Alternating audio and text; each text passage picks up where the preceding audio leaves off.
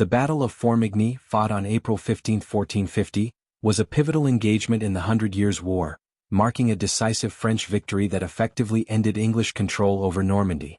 This battle was part of the broader French reconquest of Normandy and was instrumental in the collapse of English power in northern France. Background: the English in retreat. By the mid-1440s, the English were on the defensive in the Hundred Years' War. Although they still held significant territory in northern France, including parts of Normandy, they were increasingly weakened by internal strife, economic difficulties, and a series of military setbacks. Charles VII, King of France, had successfully consolidated power within France and had strengthened his military forces. The French had already retaken several key cities in Normandy, and the English were under growing pressure to hold on to their remaining strongholds. The battle, the French offensive. The Battle of Formigny was fought near the town of Formigny in Normandy.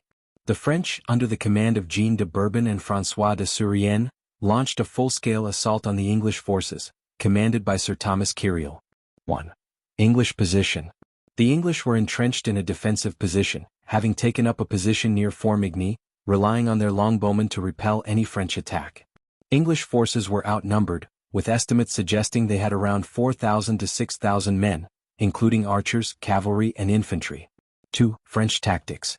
The French, numbering around 10,000, employed a combination of cavalry, infantry, and artillery. The French artillery, including cannon, played a significant role in the battle. The French also launched a powerful cavalry charge, which overwhelmed the English positions. The French cavalry broke through the English lines, encircling their forces and preventing any chance of retreat. 3. The decisive blow. The turning point of the battle came when the French cavalry broke through the English defensive lines. The English longbowmen, while formidable at a distance, were unable to match the French in hand-to-hand combat, particularly once their lines were disrupted. The English were surrounded and many were captured or killed. Consequences of the battle. 1. End of English control in Normandy. The French victory at Formigny was a devastating blow to the English. It shattered their forces in Normandy, and the English were forced to retreat. Following the battle, the French were able to quickly retake several key towns and cities in the region, culminating in the fall of Cherbourg in October 1450. This marked the end of English rule in Normandy, a region that had been a key part of their possessions in France for centuries. 2. Psychological blow to the English. The loss at Formigny was a severe blow to English morale. The French, having successfully repelled the English in numerous engagements, now appeared poised to take control of the remaining English territories in France.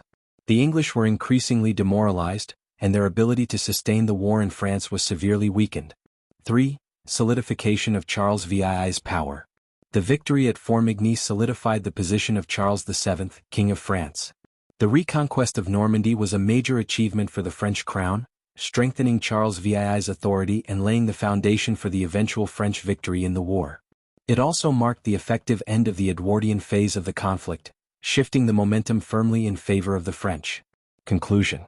The Battle of Formigny was a crucial turning point in the Hundred Years' War, decisively breaking the English hold on Normandy.